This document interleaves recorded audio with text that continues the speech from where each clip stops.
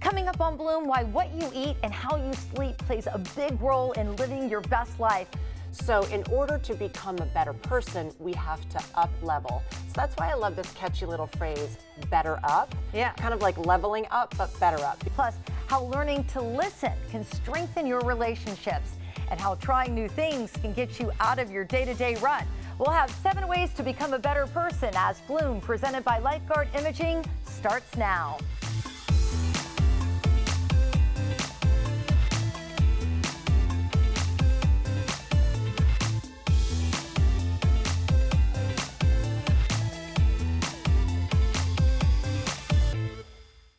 I'm Gayle Guyardo. Welcome to Bloom, presented by Lifeguard Imaging, a full hour dedicated to your health and wellness. So get ready to bloom. Today, we're exploring 7 ways to be a better person. This, of course, will vary from person to person, but today we have top experts in with advice to elevate your life.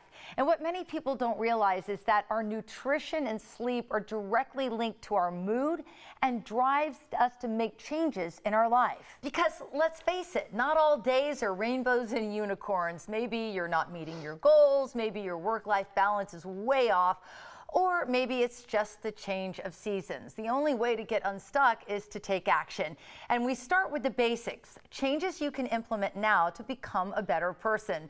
Joining us now is double certified nutritionist and functional fitness trainer, Martha Van Camp. My friend, it is always so great to see you. Always good to be here.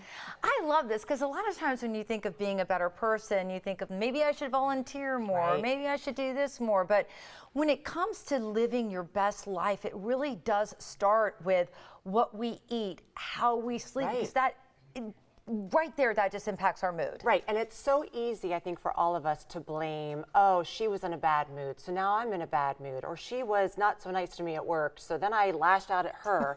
And when we all want to become a better person, a more whole person inside, you have to step back and realize everything is not under our control, but there are some foundational pieces that are certainly under our control.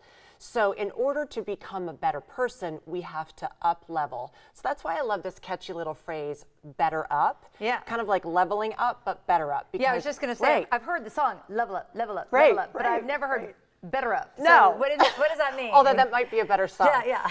For me, it just means, look, I have to turn inward and I have to realize that I am in control of my hormones, my emotions, and my day. I can't rely on outside factors to really control me. So let's start with within.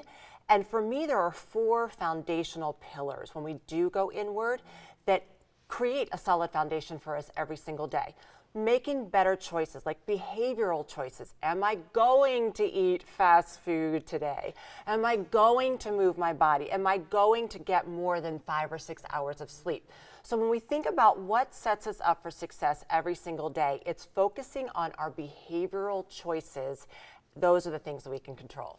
So let's talk about the things that we can control and how much people probably don't realize, to no fault of their own, that something as simple as going through a drive-thru, Right. grabbing a burger and grabbing some fries, this is a recipe for disaster, not just for your waistline, No. but it is for just the chemicals in your system and the Right. way your gut is communicating with your brain and how you feel. Exactly. So the 4 foundations I mentioned were food, moving your body, making the choice to actually walk for a little bit each day, sleeping more than 5 or 6 hours, plus the self-talk that you do to yourself every day, because we have that inner dialogue all day long.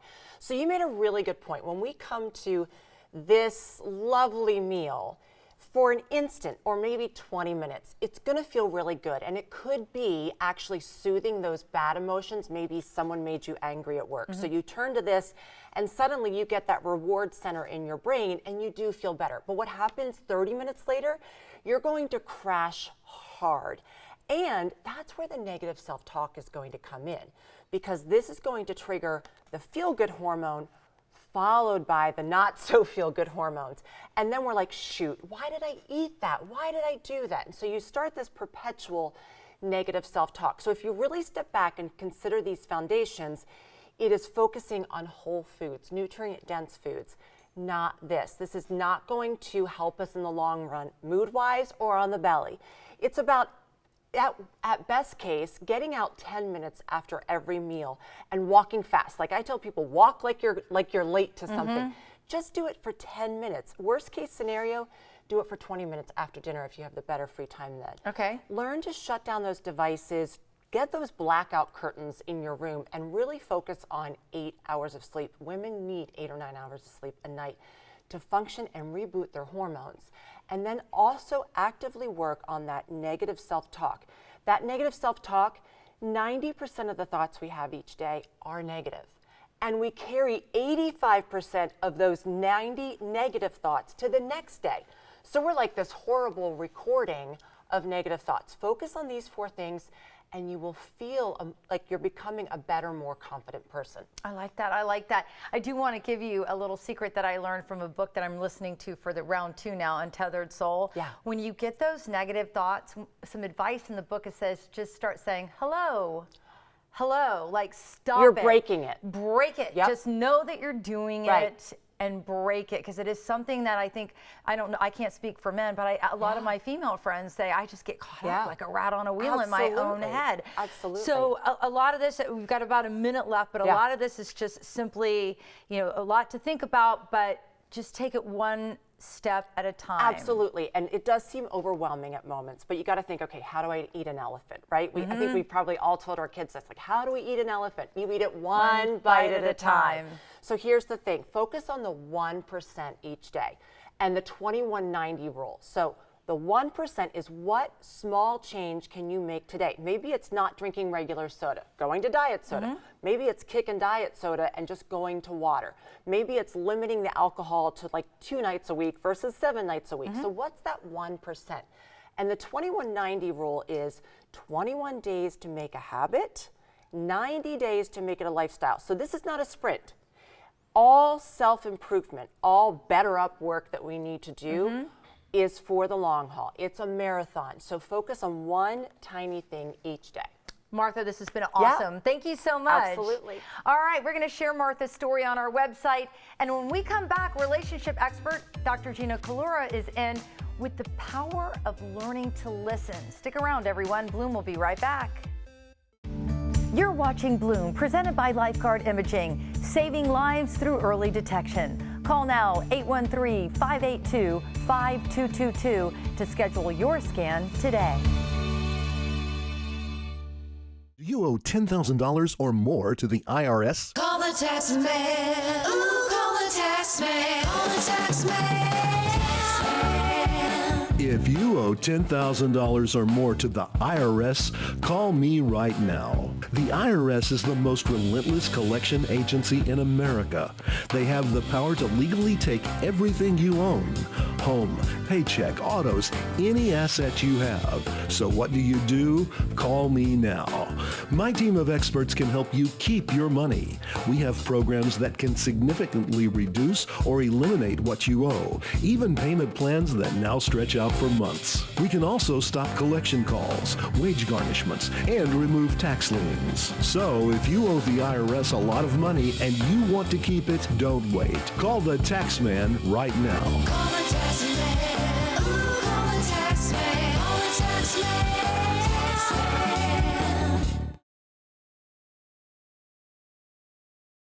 Welcome back to Bloom. We're exploring ways to become a better person today, and a powerful tool for building better relationships is learning to listen more and talk less. From building trust to building communication, listening can take you a long way. Joining us now is behavioral scientist and the author of 7 Layers of Successful Relationships, Dr. Gina Kalura. Dr. Gina, it's always so great to see you. Gail, always a pleasure. This one is really great because the art and science of listening with intention is not easy for a lot of people, but it's so important when it comes to relationships. Why? It is vastly important because when we think about the idea of having a conversation between 2 people, right? There's one person that is giving and there's one person that is receiving. The question about that is the person who is receiving, what is your intention behind receiving what it is that person that you're talking to is conversing with you about? If I focus all the time about wanting to impose whatever you give me, I'm going to use against you, or I'm going to prove you right, or I'm going to judge you about it, right? As opposed to my intention in this conversation is to truly understand where you're coming from. why you think the way that you think, why you feel the way that you feel, as opposed to how I feel about the situation and wanting to impose that on you. So to be able to dial that back a little bit and really pull back this idea of what is my purpose, what is my aim in this conversation right now? Because if I want a positive outcome, I shouldn't be judging. I shouldn't be trying to change your mind about something. If it's positive, I want to be able to build and have a robust understanding of where you're coming from. And sometimes, people need you to listen because they need to be heard. And I'm just going to go ahead and out myself on this. My oldest daughter and I, we are as thick as thieves. We're so incredibly close. I'm close to all of my daughters. But this particular one points out to me that I am absolutely terrible when it comes to just learning to sit in the rabbit hole and listen. Because when she comes to me with a problem, my first instinct is, I'm going to fix it. Like before she even finishes what she says, I already have a solution for the problem. And not everyone's looking for you to solve their problems. They just want to be heard. Exactly and right. that's hard for me. I tell her, because I'm your mom, I want to fix anything that's wrong in your life, but that's not always our place. No, that's exactly right. And 9 times out of 10, you just hit the nail on the head. It's not that they're looking for solutions. They just want to be felt. They want to be seen, and they want to know that they're not in it alone, right? And so as they make their way through that maze, that is the challenges of relationships, the challenges of trials and tribulations in life, they want to know that they have that support system, and I can go and talk to mom anytime, and she's going to listen to me, and she's going to hear me express what I feel and how I feel. And if I want some sort of a response and I want some sort of solution, I know I can ask her because I know she's going to have an answer. Right. But maybe at that moment in time, it's not what I'm looking for. And so you just listen. The tactic is, do you say anything back? Like, how do you engage? Because maybe I'm just asking selfishly for myself, but how do you know that let that person know that you're hearing them without speaking back a lot of words? Absolutely. So simple phrases, right? I hear you. I understand you. If you want to take the conversation a step further, you know where to find me. But if not, I'm going to be here to be a soundboard for you, right? So in that sense, less is more, right? The less words that we utilize in a conversation like that, where the entire intention is to have that other person know that I hear them, I'm listening to them, I'm embodying what they're saying, right? That I don't want to impose any sort of solution. I don't want to impose what my will or opinion is. I just want them to know, regardless, I love you and I'm here. Now we're talking about, relationships with those that we love, but these relationships, they also bleed into, our work environment, our friends' environment, all the same thing. And I think a lot of times people have goals. They have a way that they think it should be done. This is another place where listening can pay off. I mean, because you learn to understand people on every level. Well, a really big thing in this realm, Gayle, is anticipation, right? Anytime that we're in a conversation, the brain does not like being confused. It wants to make sense of whatever we're talking about, whatever's going on in my environment, right? So when I begin to anticipate, because I don't want ambiguity, I begin to set silent expectations. And when you set expectations, you open the door for what? Disappointment, right? Which can then sway the emotions of how it is that interaction and that conversation is going to go. So this ability of let's talk, let's converse, right? And I am not going to impose how it is that I feel or what it is that I think without fully understanding you first. But that requires a level of self-mastery and complete understanding of what my blind spots are, right? And what it is that I know going to compromise my opinion at that point in time because I get passionate and emotional about wanting to share that, right? When that's not the most conducive and productive thing at that moment in time. Yeah, I think that's what you taught, mastery, and we need a whole show to master that because, tempering that passion, because a lot of times that passion is coming from a good place. Absolutely. It really is genuinely coming from a good place. Absolutely.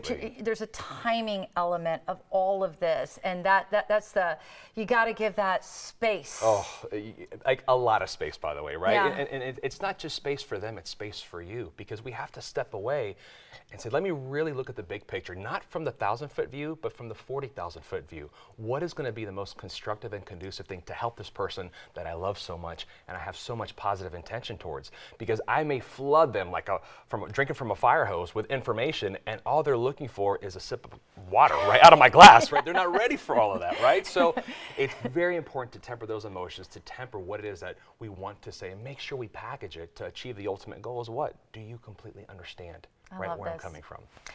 Dr. Gino, it's always so great having Yes, you on Gayle, this you show. too. Thank You you too. so much. Absolutely. Thank We're going you. to post Dr. Gino's story on our website. And up next, clinical psychologist Dr. Carlos Garcia shares how the importance of committing to things 100% can help you be a better version of yourself. And later, we're bringing on Dr. Gino and Dr. Garcia together for a deep dive into setting goals and how it can skyrocket personal growth. Bloom will be right back. You're watching Bloom, presented by Lifeguard Imaging, saving lives through early detection. Call now 813-582-5222 to schedule your scan today. Welcome back to Bloom's 7 Ways to Become a Better Person edition. From building confidence to showing your commitment, giving 100% is a great way to start reaching your goals in life.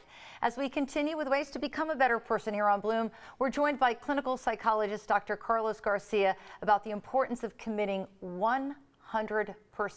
It is so great to see you. Always a pleasure to be here, Gail. So I love this 100% theory because, you know, when you look at relationships especially, you think 50-50, but it's really not a 50-50 deal.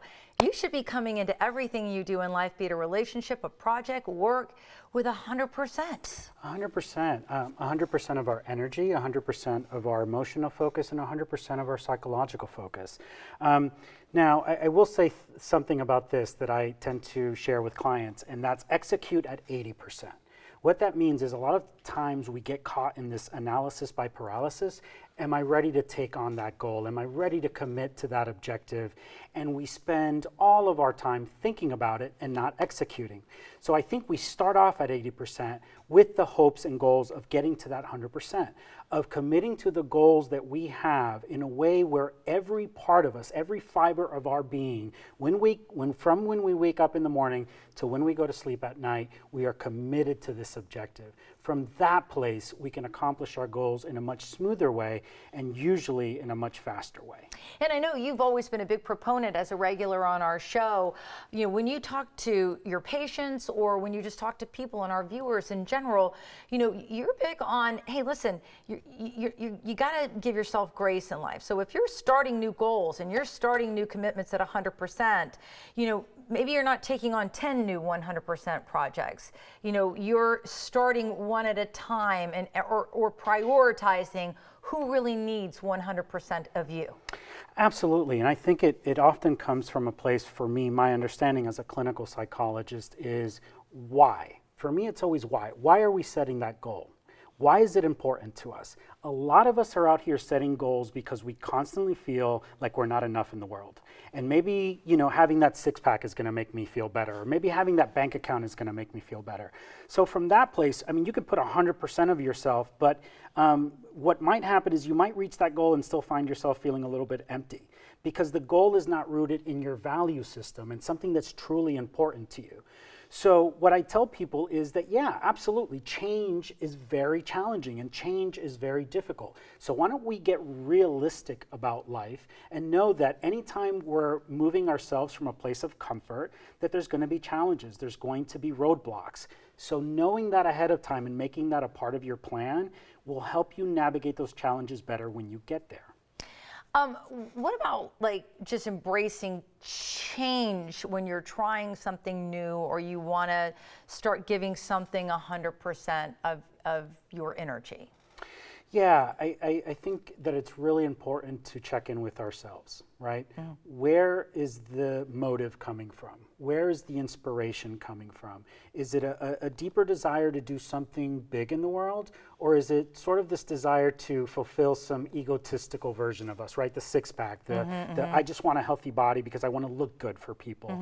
I think when we start to show up in the world from a place of wanting to have a greater impact, when we start to show up in the world from the change that I'm making is not about me, the change that I'm making is within me so that I can have a bigger impact on the world and on people out there. That really shifts the way that we show up. It shifts the energy levels that we put into our goals, and it allows us to hit that 100% a lot faster. Because if my change is for people, it's for others, it's to create a better world, I'm going to be much more inspired than if it's just for me and feeling empty. And self-care throughout this critically important? Because when you give a lot, you know, because I do like to give to those I love, but sometimes you overextend yourself to a place where you're not even holding the oxygen mask on your face. Yeah, Gail, I grew up, and I feel like my whole life has been, right, how can I give to others? How do I show up for other people? And one of the things that I had to learn to navigate many times in my life, and still as a therapist, even some days now, is, when I'm not giving to myself, when I'm not filling my cup, when I'm not taking time to do the things that make me feel centered and present, then I can't be there for you. I'm not going to show up for you in the ways that you need me to show up for you. So self-care is vitally important. How are we filling our own cup? Are we meditating? Are we doing yoga? Are we going to the gym? Are we fueling our body with the right foods that let us show up with that really good heart space and that great energy to make a bigger impact in the world? Such a pleasure to talk to you as always. Thank you so much. All right, we're going to share this story on our website. And Dr. Garcia is actually going to stick around, and we're bringing Dr. Gino Colora back for an extended conversation about how to set goals and stick with them when Bloom returns.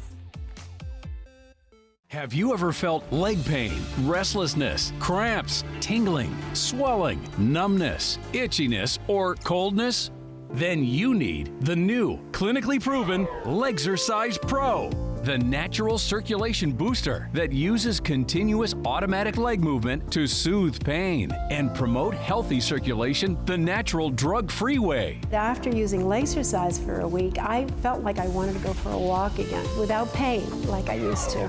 Legzercise Pro's patented walking simulator propulsion technology moves your feet back and forth along its concave track, creating constant movement and flex at both the knee and ankle joints. It's like having a physical therapist right in your own home. It's helped with the swelling and the pain. The tingling feeling is gone. Call right now and order your very own Legzercise Pro, the clinically proven automatic leg mover that soothes pain and naturally promotes healthy circulation. Call now.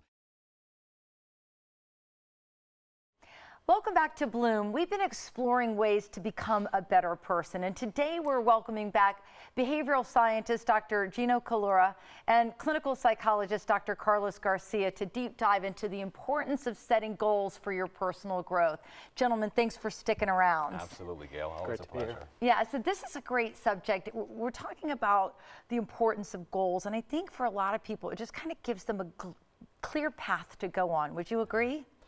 So, you know, it's a really interesting thing, and to kind of take a deep dive at what happens, right, when we start talking about setting goals and achieving goals, right? So there's this portion of our brain that's called the mesolimbic dopamine center, right? And essentially that is responsible, right? Whenever we achieve something that we've been working so hard towards, it dumps that dopamine, and then serotonin follows behind it, and it feels really, really good, right? And so when we think about the importance, the vitality of setting goals in our lives, we want to feel good about ourselves, right? And that's one of the key components. I love that, Dr. Gino. I like to always think about it from the place of, why am I even setting goals? Usually it's because I find somewhere in my life there's something that needs change. And I think that we all sort of view the world from the place from where we live. And so for me, setting goals is all about, how do I become a better human? How am I becoming a better person? What am I doing day to day to move a little bit closer to that version of me that I want to show up in the world as? Yeah, and I think too, maybe goals align with, you know, what your personality type is. Because my kids jokingly call me, they're like, "You're not Mel Robbins, Mom, okay?" And I'm like, I like, oh, we got this. But you know, like, everybody doesn't need to come in like a cheerleader. Goals can mean different things to different people, and you can approach them. You don't have to be, you know, being a champion every day of your life. Goals just to get you through life. It's such an important thing too, because Gail, on average, right, human beings, we have anywhere between 12,000 to 60,000 thoughts a day, right? Of the 12,000 to 60,000, 80% of those thoughts are typically negative, right? And 90% of those thoughts are the same thoughts we had the day before. So what do goals do? They open the possibilities for what could be. It breeds confidence, right? And what is confidence? It's belief in yourself, right? Which, when we start talking about self-mastery, right? Being fulfilled, being able to push forward whatever your mission is in life, which very much coincides with what Dr. Carlos said about values and having a strong value system. It helps you actually move the needle and grow in that capacity. And maybe motivates you. And motivate us. I think too, where we sometimes get get a little bit caught up in our motivation to achieve goals is our thinking, right? We start to overanalyze, we start to sort of judge ourselves. And one of the things that I'll usually sort of say to a client, I'll ask them, yesterday at 3:30 p.m., what were you doing? What were you doing? What was your life experience? And it's probably different than mine if I asked you that question, and probably different than Dr. Gino's, and probably different than everybody. What I'm trying to say here is that we are all different individuals. We don't need to hold ourselves to the same standard of where everybody else is, how they're accomplishing those goals, or what rate they're accomplishing those goals at, to remember that we're sort of on our own journey, and if it takes us a little bit longer to get there, that's okay. Yeah, it's kind of like when you're playing sports. If you're watching that person and that person, you're not keeping your eye on the ball, and the ball is really your life and how to propel it forward. That's exactly right. And you know, it's so interesting because when I have the opportunity to work with people, I always give them a challenge. And that challenge is this: write your own personal constitution.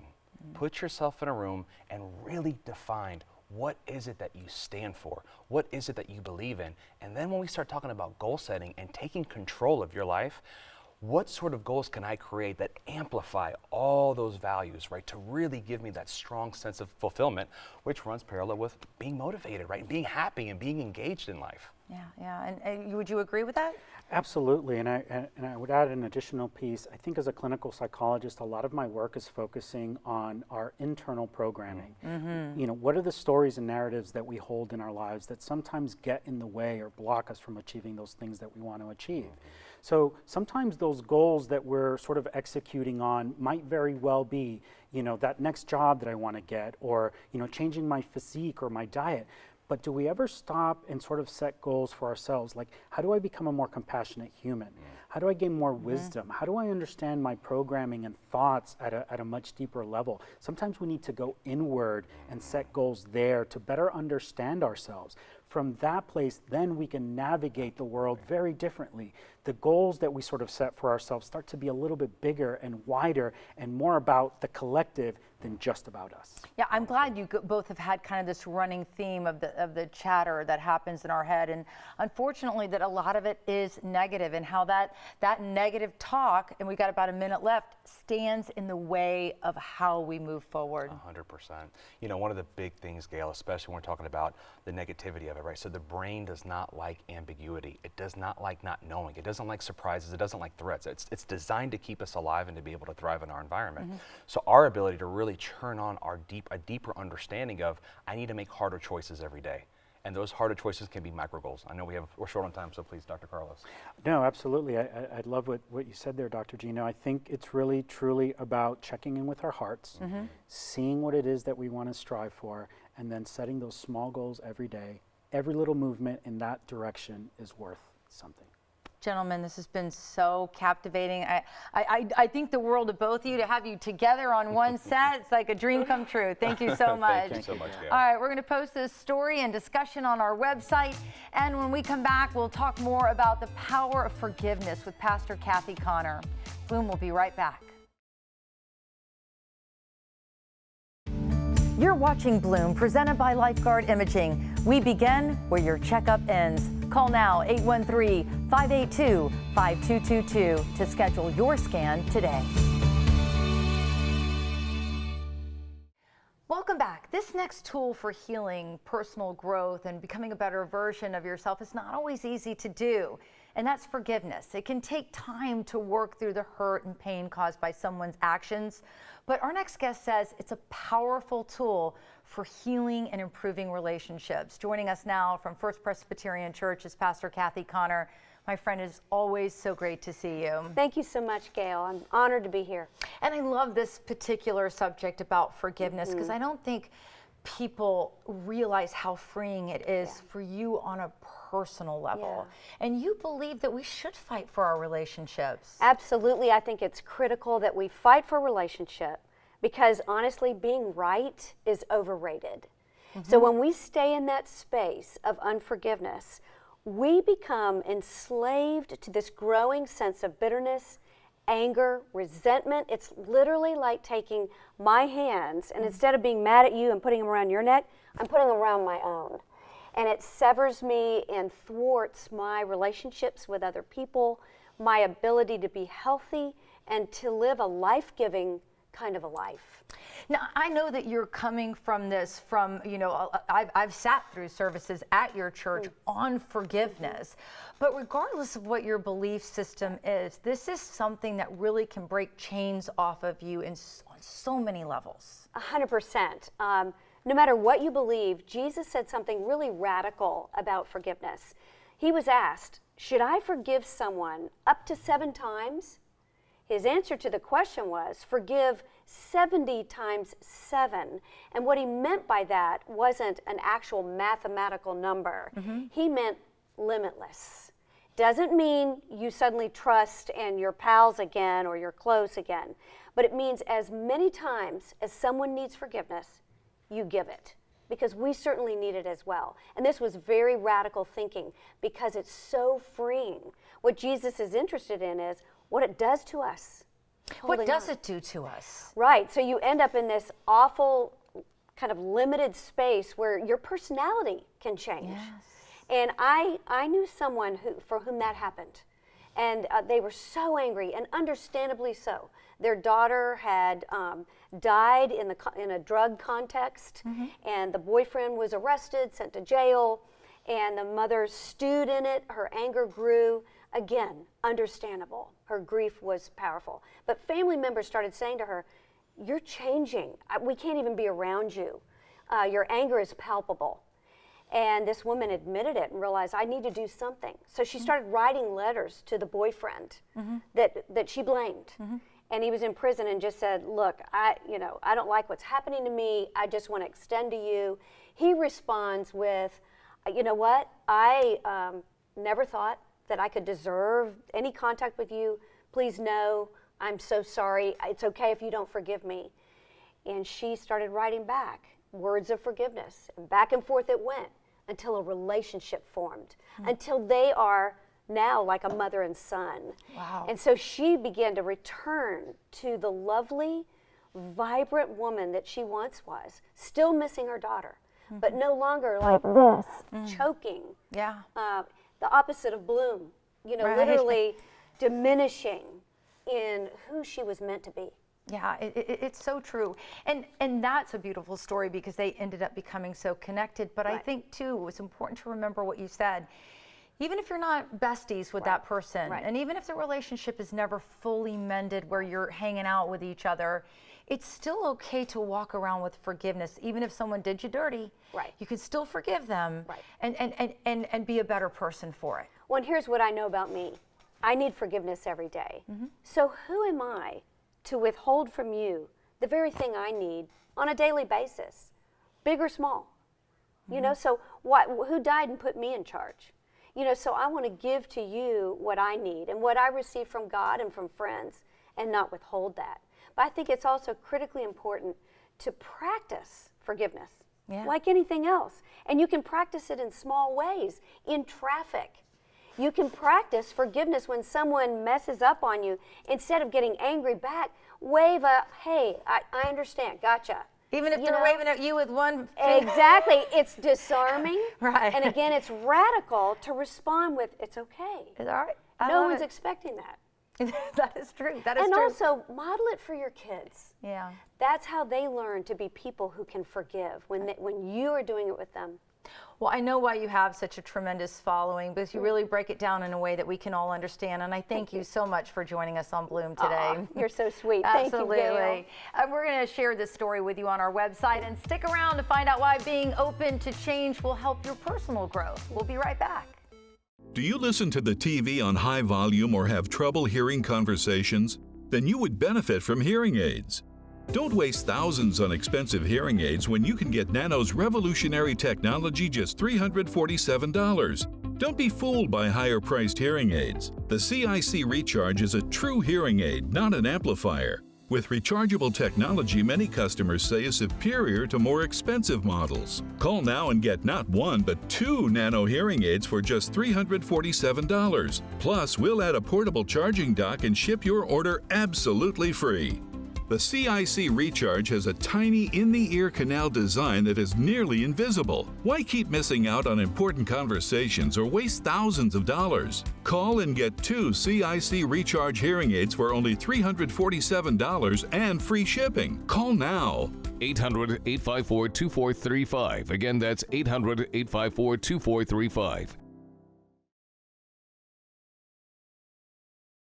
Welcome back to Bloom's 7 Ways to Becoming a Better Person edition. While it's easier to stick with what we know, embracing new experiences can really catapult your personal growth and allow you to become a better version of yourself.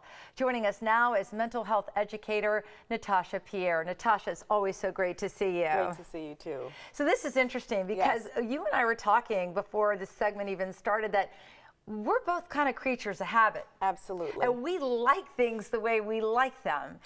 Yes. Yes, it's true. No change. So all the better to try to maybe get outside the box from time to time. Yes, and because we're creatures of habit, you know, we are accustomed to things being in certain ways. We want to be able to predict with reasonable certainty how life is going to be, and we like our ways, like I was mentioning. I am not a fan of when, you know, items are changed in my grocery store because my shopping list is according to the aisles in my grocery store. Weird?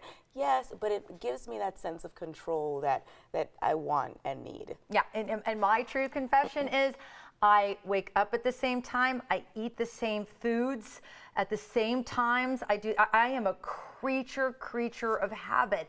That is why I'm excited that the Bloom team now has me out trying things that I would have never in a million years tried. They've got me out rock climbing. They've got me out jumping on trampolines.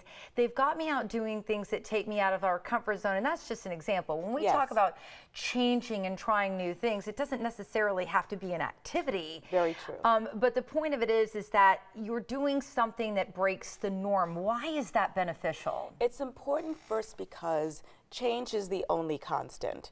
That's the only thing that's always going to be present in our lives. And the sooner we get comfortable with recognizing that change happens, the sooner that we can stop complaining about it, whining about it, and strategize on, okay, how am I going to deal with this change? Whether it is I have a new hairstylist or they change the condiments to the frozen section aisle, whatever it is, the sooner we get okay with it, the more, you know, and faster we can move on with our lives. And I think that, you know, another big tip of yours is to go ahead and acknowledge the fear that goes along with the change, because that is natural. It doesn't have to paralyze you. Absolutely. There is fear. We fear the unknown. We fear how this new change is going to disrupt our peace, disrupt our lives, cause us money, and that's a very real fear. Now, when we confront it and we realize, okay, Natasha, just change your list. Just you'll find a new hairstylist, ask for referrals. We can navigate our way through change if we just acknowledge that it's there and stop pretending not to notice. And when the change comes and it can bring some trauma with it, whether it be the death of a loved one or, you know, maybe a sudden illness, that you have to be able to look for support. 100%. I think the biggest lie that humans have internalized is that we've got to go at this life alone. We are not alone. There's absolutely no way for us to get through this life alone, and we need support. And sometimes that may be just a friend who's had the same experience.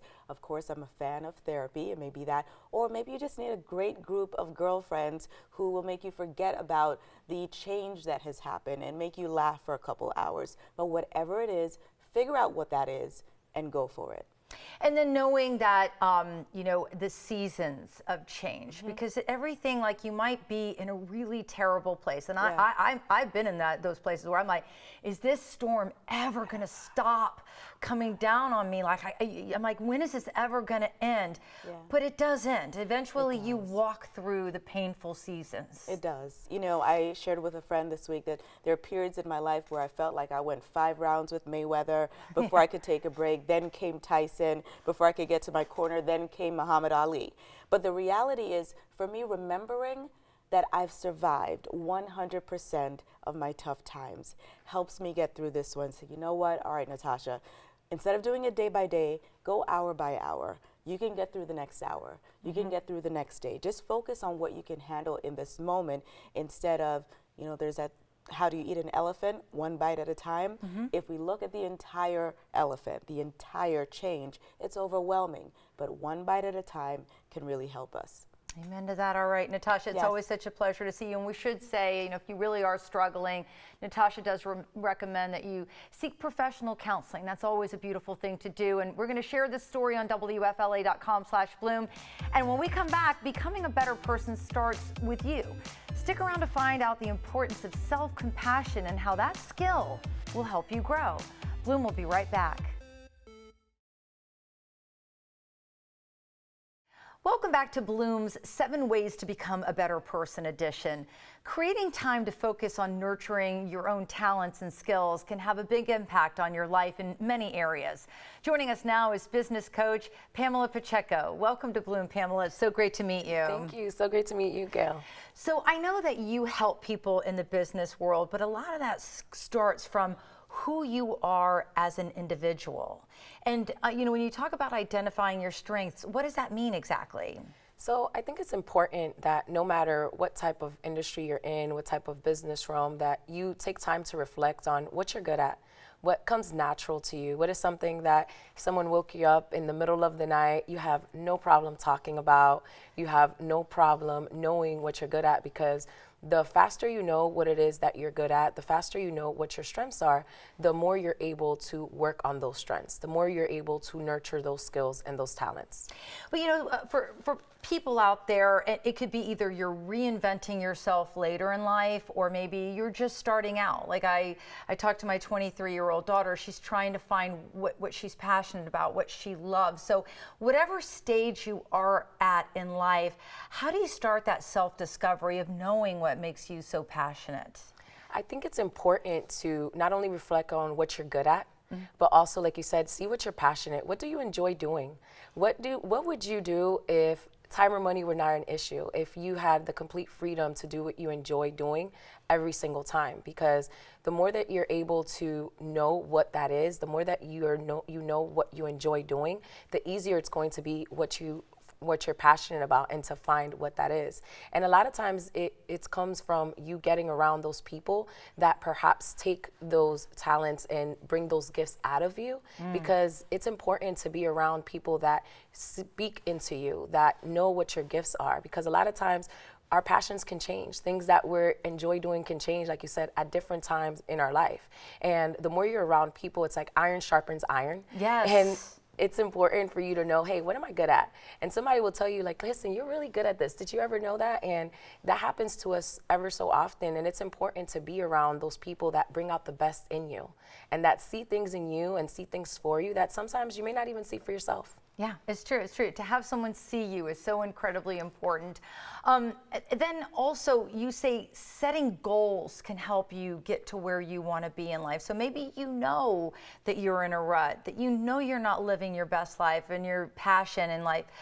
Maybe getting out of that is just to go ahead and start setting small goals. Yes. So I think that what happens is when we set goals, we all the time focus on the long-term goals. What are those macro goals? What are the big goals? But take time to focus on micro goals. What are things that you can do immediately, that you can do throughout time in the next 2 to 3 weeks, that can affect the bigger goals, the macro goals? Because I always say, listen, set goals in every area of your life, in your faith, in your fitness, in your family, in your fun, in your fortune. But do things that in 2 to 3 weeks time period that you're doing it, you've developed new habits, you've set new goals. Those little goals will take care of the big goals if you do it ever so often. And set some SMART goals, whether that's you knowing what goals are specific, what goals are measurable, what goals are attainable, what goals are realistic, and set a time frame for when you want to achieve those goals. And know that change comes with a learning curve. You can't be afraid to learn new things. I mean, when I left the news industry and came to this, it might think, oh, it's just another TV job, but it's nothing different is the same. You know, it's like you have to learn along the way. Absolutely. You know, you're never too old or too young to reinvent yourself, but you have to be open to learning. We are not like trees that we're just told, hey, you grow in this spot and you can only grow to one limit. No, like we are limitless beings. Like God's gift to us is unlimited potential. And what we do with that is our gift back to him. But we have to be open to learning new ideas, making new connections, because the more you learn new things, the better you'll be at those things that you thought you were already good at. And as you're learning new things and open to innovation and open to growth, you'll find probably something else that you're passionate about that you had no idea. Well, I can't tell you what a pleasure it is to meet you. I know you're new to Bloom, but I certainly hope you come back and visit us soon. Yes, thank you so much for having me. Absolutely. And we're going to post Pamela's story on our website. And before we go to break, it is time for today's Bloom trivia question. What is the top reason knowing yourself better is important? You'll learn to accept who you are, increase confidence, or let go of self-doubt. We'll have the answer later on Bloom. Attention cancer victims who use the weed killer Roundup. A federal jury unanimously found that Monsanto's popular weed killer Roundup was a substantial factor in causing cancer. You may be entitled to substantial compensation. If you or someone you love used Roundup and were diagnosed with cancer, call the number on your screen now. Don't wait. There may be time deadlines to file a claim. Call 800-925-8035. That's 800-925-8035. Here's a great way to save money on your prescription medications. If you take Viagra or Cialis, we can give you a way to pay as little as $2 a pill. Compare that to prices as high as $60 per tablet. Call now with your prescription and pay as little as $2 a pill. We offer 24/7 service and always free delivery and confidential packaging. Call Pharmacy Shop 24/7 to get generic versions of Viagra or Cialis for as little as $2 a pill, plus free discreet shipping. Do you owe $10,000 or more to the IRS? Call the tax man. Ooh, call the tax man. Call the tax man. If you owe $10,000 or more to the IRS, call me right now. The IRS is the most relentless collection agency in America. They have the power to legally take everything you own. Home, paycheck, autos, any asset you have. So what do? Call me now. My team of experts can help you keep your money. We have programs that can significantly reduce or eliminate what you owe, even payment plans that now stretch out for months. We can also stop collection calls, wage garnishments, and remove tax liens. So if you owe the IRS a lot of money and you want to keep it, don't wait. Call the tax man right now. Call the tax man. Ooh, call the tax man. Call the tax man.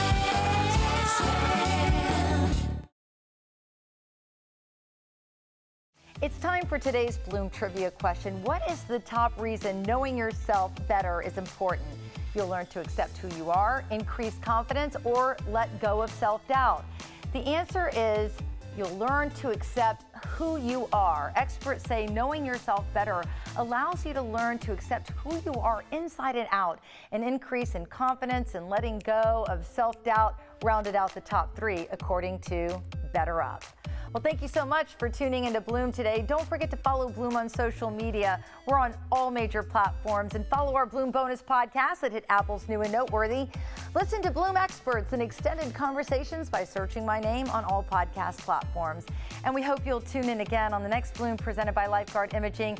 It's Infertility Awareness Week, and infertility affects a staggering 1 in 6 people worldwide. We have top experts in with advice for your pregnancy journey, and meet some of the top speakers coming to town for a major women's summit happening in Tampa Bay. And I found a place where you can find big savings on all of your groceries for grilling. So stay healthy, everyone, and I'll see you on the next Bloom.